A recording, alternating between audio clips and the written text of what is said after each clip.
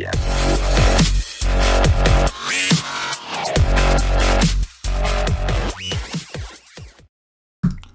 What up, Nation? Welcome to another edition of the WiseTake NFL DFS First Look Lineup Build Show.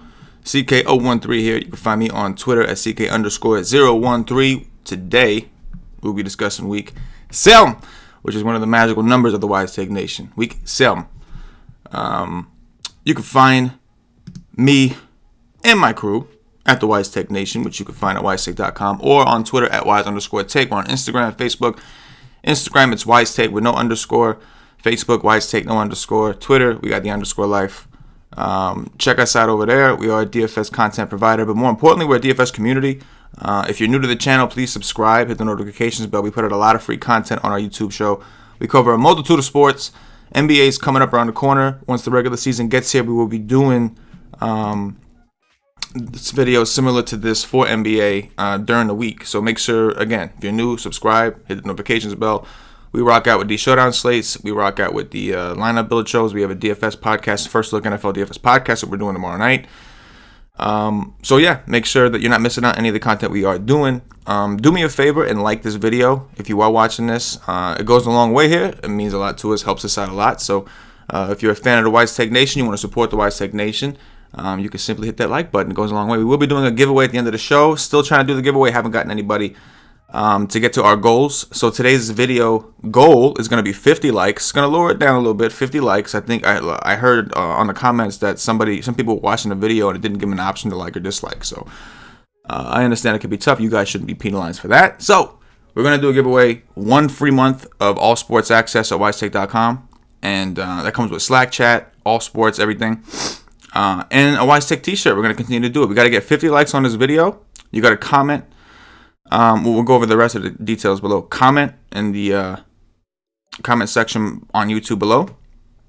But we got to have 50 likes. And at the end of the show, we'll go over what you're commenting, what you're guessing, what you're trying to win towards the end. So like we said, Week 7, guys. Ooh, I got to update this. I just noticed this says Week 6. Dropping dirties. Don't catch me slipping. All right. Week 6 is kind of loaded. We only have, I think it's like 11 games? Yeah, 11 games. We got 11 games. Quarterbacks, particularly, quarterbacks pretty much always loaded, but once again, it's loaded. And mostly at the, 6K and above range. So, Watson certainly fine at 7K against the Colts. Colts coming off of a bye, I believe. You can see just the last 2 games have been shootout-style games for Watson, and he's delivered. He's only really had a bad score twice out of the 6 games he's played. Totally fine with him, but I think, like I said, it's deep. Lamar Jackson impressed with his rushing upside in the last game. The throwing wasn't great. He didn't have Marquise Brown. Sorry about that. But 19 rushes against Cincinnati, 14 against Pittsburgh. He's starting to run a lot, and that's just going to put him in play every single week, especially against a team like Seattle that's really, really hard to stop. Last week we saw Seattle didn't have 2 of their best linemen, and they still were able to pull out the win. They were still able to do things because they got Russell Wilson, who's very similar to Lamar Jackson, a guy that's not afraid to run and just make plays. Kyler Murray seems like he's in a pretty awesome spot against the Giants defense. The Giants didn't look terrible against the Patriots, and not to mention the Giants are coming off of that extended rest because they did play on Thursday Night Football. Kyler Murray also rushing more, double-digit rushing attempts in his last 2 games, and throwing the ball just a ton because that's just what their system does. The last 2 games, I will acknowledge, though, only 32 and 32. That's down from the 54, 40, and 43 pass attempts we saw earlier in the season. 3 touchdowns in that last game. Kyler Murray is certainly a viable option. Russell Wilson, we talked about when we talked about Lamar Jackson. Very similar type of quarterback, very similar pricing. You can see Russ has also been running a little bit more. He's not rushing for the distance because he's more doing it when he has to, whereas Lamar will do it if he sees an opening. But certainly something to keep an eye on. Josh Allen in a pretty good spot, and he'll probably go somewhat overlooked. He's another one that rushes. Ran the ball 10 times against Tennessee, only got 27 yards, but we know he's got rushing upside. We know he can run for touchdowns. He's already done it in 3 out of his 5 games he's ran for a touchdown. So maybe more of a cash game thing, I don't know. In tournaments, you can certainly pair him with John Brown, which this week seems like a pretty awesome spot against Miami. But Josh Allen definitely in the mix. Aaron Rodgers, we haven't really had a chance to play him on a regular slate. He's only really ceilinged out once because they've been running the ball so successfully. We'll have to see what things look like against Oakland coming off of a bye. But Aaron Rodgers, again, just to show you the depth, and I don't even think he'll be that popular because I think a lot of people will choose a lot of these quarterbacks above before they even get there. Matt Ryan just seems like he's in an awesome spot here against the Rams. Matt Ryan's been very consistent. Only one game under 20 DraftKings points, and it was a 19.68. He still almost got there. Coming off his last 2 games, 7 passing touchdowns in his last 2 games. Also involved in 2 shootouts against Houston. That was, it went ugly for him, but it was very high scoring. And then in Arizona, again, 4 touchdowns, throwing. 83.3% completion percentage, 350. Look at the yardage. Over 300 yards, easy every game. Some of these things, the game he scored the least amount of points, he almost threw for 400 yards. That was his biggest yardage game. He just didn't have the touchdowns. Matt Ryan certainly in play at home against the Rams defense. The Rams do have a decent pass rush. But Matt Ryan's been doing dirties. Goff is now this seems like a really good spot to me. Now, listen, Jared Goff has had some severe home and road splits. There's no doubt about that. No denying that. Against San Francisco, they were just under pressure. San Francisco is showing us they're one of the best defenses in the league. They got a great pass rush. And Goff just didn't have time to let things develop. It just looked terrible.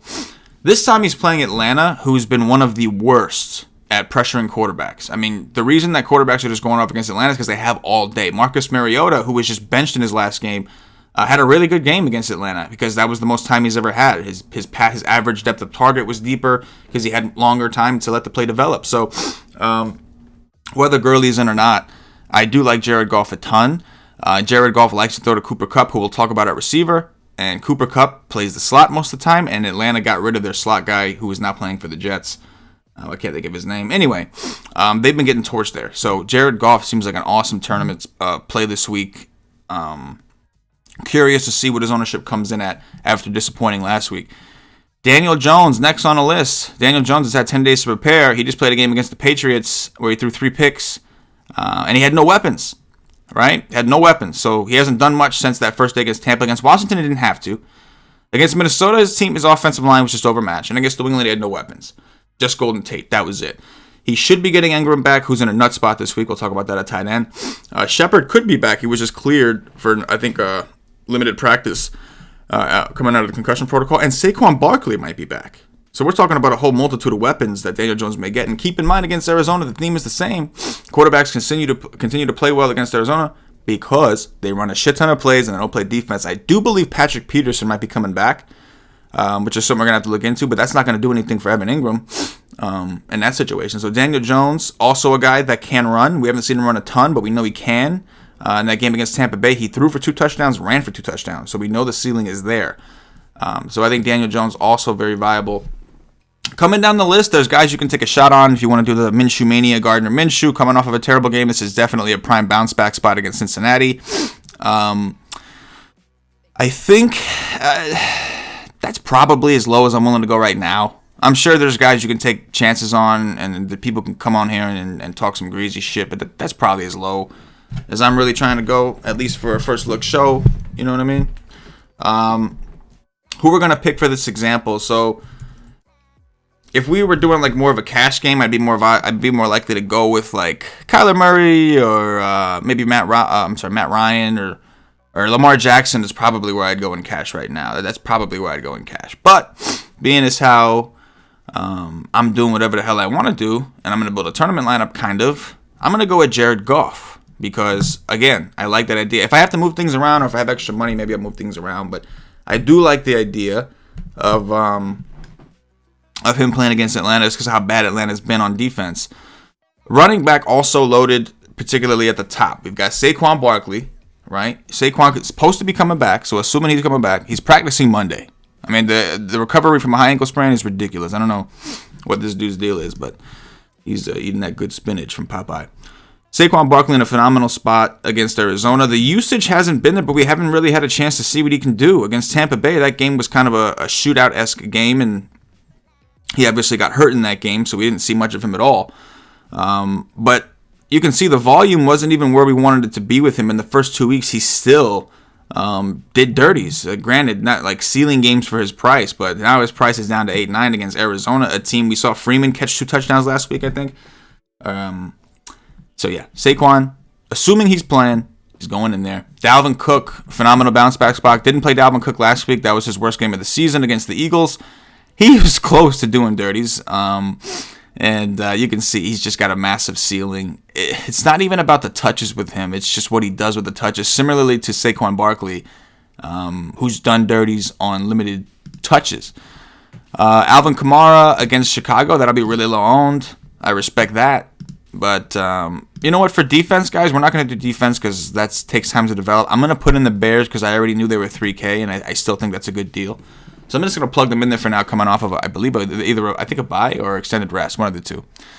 Coming back from England game, right, where they got like shocked by somebody. Was it Jacksonville? I don't remember. Anyway, David Johnson against the Giants also seems like a pretty awesome spot.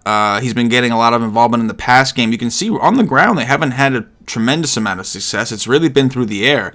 If you look at the receiving yards for David Johnson since week 4, 99, 65, 68. Targets, 11, 5, 8. Receptions, 6, 3, 8.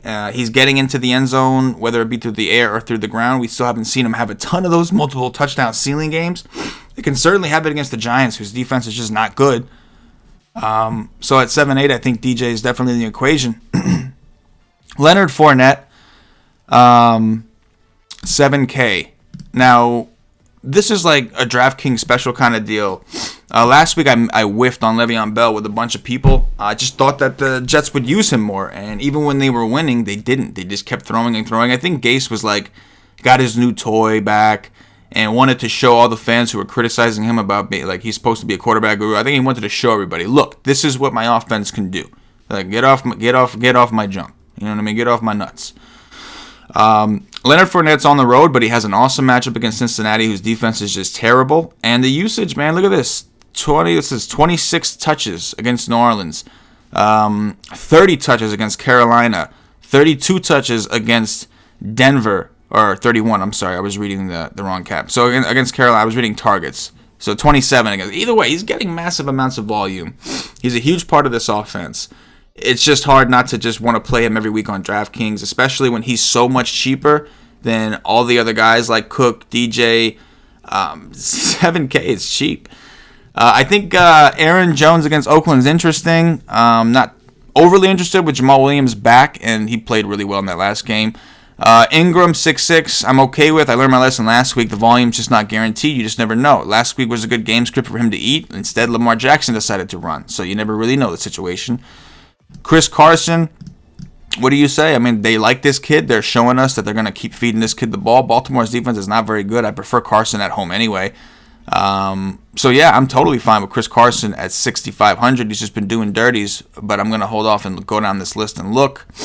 Marlon Mack against Houston, I'm okay with, not in love with. Derrick Henry's an interesting bounce back spot. We saw Connor just rip up the Chargers defense. Chargers defense looks terrible. Their offense doesn't look great. Tennessee coming off of a bad loss against Denver. Henry was actually owned, which is not, a ton because he's not a pass game guy, but he was actually owned and he busted. Now his price has gone down to 5.8. Just saying. That's it. If Malcolm Brown starts, it's interesting. However, he didn't get any pass game work against San Francisco. Atlanta has actually been good against running backs. If you noticed against DJ, while David Johnson did end up having a good game, they had to get creative to get him there. Only 12 rushes, 34 yards. He averaged 2.8 yards a carry. And on the receiving, 6 receptions, 68 yards. That helped. Are they going to utilize Malcolm Brown in that way like they would Gurley? I don't know. They really haven't done it. That was his first chance to really get full reps, and the whole offense was disappointing. So not sure what to do with this price increase this week. Maybe I'm sure at this point, because of his prices up, people may back away, and maybe it's the time to go in on him. I don't know. We'll have to see as we get closer to the week. Join the WiseTake Nation. Find out. We're not going to talk about some of these guys. Like, Kerryon Johnson's only 5,100. He kind of stands out, right? Just because he's the primary back. He's getting that work. Didn't do as well as I thought he would against Green Bay, but his team ended up losing. So that's what happens when teams refuse to run the ball. Minnesota is not a very good matchup. Josh Jacobs also very interesting. Green Bay, a run funnel. We know that Kerryon Johnson didn't have a great game, but if you look here, they're feeding the dude pretty good. It seems like at home he's been more efficient, but they're feeding him pretty well. He's not totally involved in the pass game work, which kind of sucks, but For 5K in a matchup against a really bad rushing defense, I think it's interesting as a flex play. I do. And I think for the sake of grabbing some of that value, like just coming down here and looking at some of these other options down low, I don't see anything right out the gate that makes me like want to jump on one of these guys. So I'll go with Jacobs for now at the 5K, save some money because we got to work with some of this stuff. And I could already see when he's going to be an issue, right? We're at 49.75. I still got to pick a tight end, a receiver. I'm going to go to tight end next just because there's not as many. We need 3 receivers to fill out, so that could take a while. So we're going to go to tight ends next. Kittle against Washington. So I backed off Kittle last week because he had an injured groin, and I've been burned by groin injuries in the past with him getting re-aggravated during the game. Kittle just gave me a giant middle finger and just went for 21, which hurt me. Washington's terrible. I'm totally fine with it, but if Evan Ingram plays, he's pretty optimistic he'll be ready to play. If he does play, I just can't take Kittle over Ingram at this point. I'm going to use Ingram for this example regardless, so I'll just make that clear. And because of that, that could probably get me off Saquon. I want to play Saquon, but because I have Ingram in this particular team, unless I was doing like some sort of triple stack with Jones, which I could easily flip out Goff for Jones. But I know that there's money I'm going to need elsewhere, so I'm going to try to save some money with this other running back position. I guess, Cook is fine, but is he cheap enough? I don't know. I guess it's Carson. If I'm looking to save money and still take a solid play, I guess it's Carson. I am worried about that. But for now, we'll do it because you can see I have a lot more money to work with this way. Going back to tight ends, now I got some money to work with. I'm using Ingram in this example, but I'll go over the rest. Hooper, I'm okay with just because last week was a nut spot for him, but in general, Matt Ryan is throwing him the ball a good amount. You can see his lowest targeted game was against Philly, and it was 6. He's getting a lot of work, so he's probably underpriced still. Andrews, I think we saw a decent volume from him as well. Didn't get into the end zone because Lamar Jackson saved all that for himself, but we know that with Lamar Jackson, there's only 2 guys he's really throwing the ball to. And apparently, if one of them's out, he's just going to run like crazy. Darren Waller, prices come down to 4.7. Against the Bears, a really tough defense, he didn't do great. Oh, it was the Raiders they played. I'm sorry. It was the Raiders they played overseas. Okay. Against the Bears, didn't do much. But, again, this is a wide receiver playing tight end. And he's got massive upside, and he's only 4,700. I tell you what, if I was going to come off, if I'm looking to save money, Waller's probably the first place I'm stopping. At 4,700, if I'm trying to save money from Ingram, which we could do, but we got a couple guys to talk about. Darren Waller, Hunter Henry. So season long, didn't play him. Would have won had I played him. Didn't play him because I wasn't sure how much they were going to use him, and he balled out. 9 targets, 8 receptions for 100 yards, 2 touchdowns. We know in the past, Phillip Rivers has utilized his tight ends. Antonio Gates for a long time, and then Hunter Henry is supposed to come in and take that role, but Hunter Henry kept getting hurt. Gates had to play an extra year or 2 because Hunter Henry kept getting hurt. But if he's back like cook crack, as Joel Santana used to say, 4K is just too cheap of a price for him right now. Matchup against Tennessee isn't the greatest. Tennessee's defense is decent. Curious to see how this plays out. But we have a few different tight ends, as you can see, in these different ranges. If Ingram were to miss, Rhett Ellison would be interesting. He got 7 targets against New England, and that could have been because there was no Shepard or Saquon either. But something to keep an eye on if Evan Ingram were to miss. So I got some options. I can go back up to Saquon and then take out Ingram, maybe put in Darren Waller or something like that. But I think for now I'm going to stick with this. Let's go to receiver. Julio Jones in a prime spot here. Disappointed me a little bit last week. Not that 21's a bad score. If he got into the end zone, no, that's really what I was looking for, and he didn't. But in another phenomenal spot here at home with Matt Ryan. He's just good at football. D-Hop's having a disappointing season, but he did get 12 targets, which is kind of what we were looking for. I think you got to get a little bit of D-Hop every week because it's going to happen. This time he's going to be in a dome on a fast track. You got to play a little D-Hop every week. I think that's just, doing dirties. Adams didn't play in that last game. If he plays, we already know what he's capable of. We know Rodgers like to throw to him. He makes for an awesome stack, but he's questionable. Cooper Kupp is the obvious one in my opinion right here. Coming off of his worst game of the season by far, only got 6 targets. That was only his second time all year getting less than 10 targets. And the other time he had 9, and he still got a 20. Cooper Kupp is going in. That's just like, I'm going to do what I got to do to make that work. If I got to come off Ingram for now for an example, I will. But Cooper Kupp is the guy I want. Atlanta's been terrible in the slots. I got Jared Goff paired up. Boom, boom, boom. Cooper Kupp does the dirty. He's Jared Goff's butt buddy in a good way. And Atlanta, their defense is terrible. They got no pass rush, and they can't defend the slot. Let's giggity. Adam Thielen, Keenan Allen, Lockett. I'm cool with all these guys. None of them particularly stand out to where I'm, really trying to get it in there. But Fitzgerald, 6'1", coming off of somewhat of a disappointing outing. I guess you can say a few disappointing outings. I guess the problem with Fitzgerald's been ceiling. Aside from that first game, he really hasn't ceilinged out a ton. Who's cheap is, but DJ Chark is not cheap, but $6K, sure. Minshew likes to throw to him. T.Y. Hilton's really cheap. Only got 4 targets against Kansas City. I think he got hurt, right? Didn't he leave the game with an injury? I think he left the game with an injury that day. Or maybe it was, I don't know. I don't even know. Either way.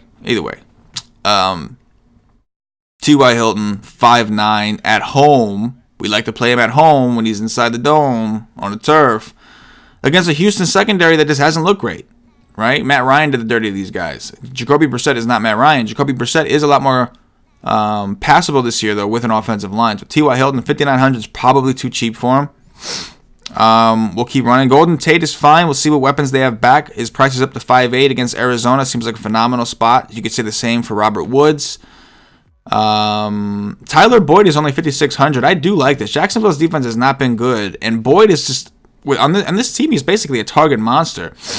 Only got 7 against Baltimore. I mean, 7 is decent. Only caught 3 of them. That was the problem. Against Pittsburgh, they really didn't throw. Still got 6. But some of these games, when Dalton's able to throw a little bit, you're seeing double-digit targets. I think 5,600 for Boyd is just way too cheap. Straight up. John Brown at 5.5. This, he's back. We haven't seen Buffalo in a position where we wanted to take him. We know he's a deep threat. We know he has massive upside. We know he'll get targets from Brown, and we know that a lot of those targets will end up being deep. So John Brown at 5.5 also seems like this little range seems pretty juiced up, this little mid-tier range. Right here. Calvin Ridley, a good way to get exposure to that game. Brandon Cooks, good way to get exposure to that game. Those are all guys that are, just to get exposure. It's not bad. Valdez-Scantling's price has come down to 5,200. It's not, super pretty, not terrible.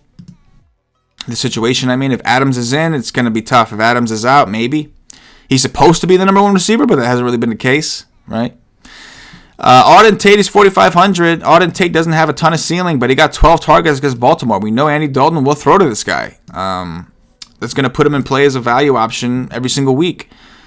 Looking at our team now, we are spending a little too much money. We're going to have to save money somewhere. So let's see if we can find anything into deep value. Slayton, I don't mind. If Shepard's back, this is probably out the window. But if Shepard were to miss, I think Slayton could be passable. He had 8 targets against New England, 5 against Minnesota. He had another 5 against Tampa in week 3 when Danny Jones was playing. So Slayton at 4,100 isn't a terrible tournament option, especially mainly if Shepard would have missed, but I do believe he may be coming back. So as I come down this list, I don't see a ton of value that's going to really, really help me out here. Nothing that I see out the gate just kind of going through. There's guys you could always take a chance on guys, right? But we're looking for something a little more concrete. And right now, I don't see nothing down here, which means if we're not going to go with nothing down here, you could, like I said, you got Corey Davis. You got some guys you can try. Just nothing that is going to make you feel good. So we can either come down off Carson or we can come off Ingram. And I don't really want to do either of that. So this slate, as you can see, is going to be somewhat tricky. Right? Because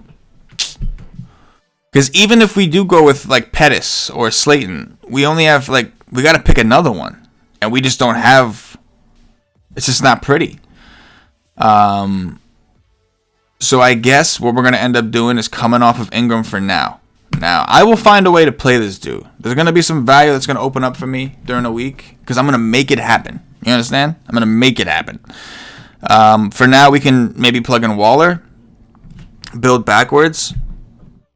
So say we go with Darren Waller. Now you can see it's a little easier to do. Here. Let's go with, I'll go with Auden Tate for those targets. 45, where you at? The hell? There you are. Auden Tate.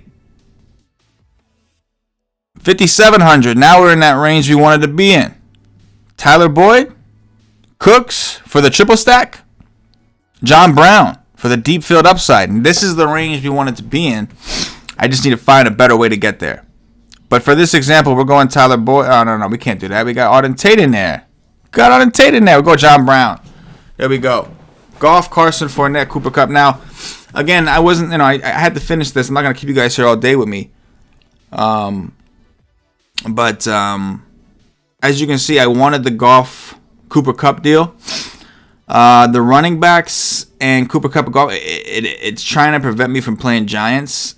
I'm going to have builds where I figure out ways to play these Giants. Whether it's Ingram, Barkley, I'm going to find ways to play those guys. Pricing seems to be a little tighter this week. We'll see what opens up with injuries and whatnot. But as of right now, the pricing seems a little bit tighter, and we'll have to see where we end up. But I was just doing the build off top. I had to pick. I ended up picking Goff, and even this example, honestly, I got Jacobs and Waller together. I don't know if I feel comfortable with that unless I was bringing back a Packer on the other side. So, just an example type lineup, just an example type build. Yeah, it's going to be an interesting week. I'm going to find ways to play Saquon. I'm going to find ways to play Ingram, assuming they're playing. But it's going to be tough. We'll have to see if any value opens up, or I might have to come off some of these guys and find some real value. So we'll see. Join the WiseTake Nation DFS podcast tomorrow, Wednesday night, I should say, because some of you guys might not be watching this on Tuesday. It's Tuesday when I do this, guys. It's Tuesday. It's really early. First look, straight up. We're going to do a little contest action. You got to like the video, subscribe to the channel. And in the comments, I'm going to pick a game, and that game is going to be the Atlanta Rams game. Rams, Falcons, pick the winner, pick the final score. If you get it right, if it's one person, if it's two people, if it's three people, if you get it right, you get a month subscription to the WiseTake Nation for free with Slack, chat, everything, fully loaded.